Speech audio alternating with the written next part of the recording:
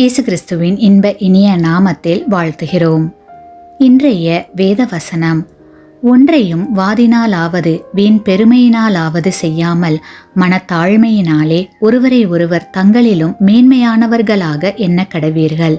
பிலிப்பியர் 2 அதிகாரம் 3 Today's Bible verse.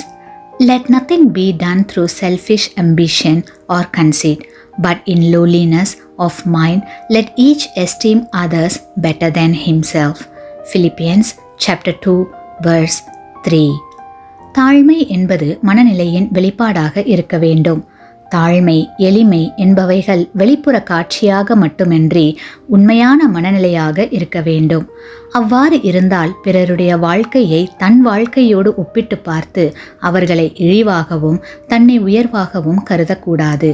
மற்றவர்களை காட்டிலும் தன்னிடத்தில் பாராட்டக்கூடிய உயர் குணங்கள் இருப்பினும் தன்னை தாழ்த்தி பிறரிடத்தில் குறைகள் இருந்தாலும் அவர்களை மேன்மையாக கருத வேண்டும்.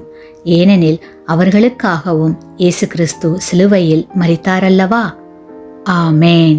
நீங்கள் பெற்ற இந்த ஆசீர்வாதத்தை மற்றவர்களோடு பகிர்ந்து கொள்ளுங்கள்.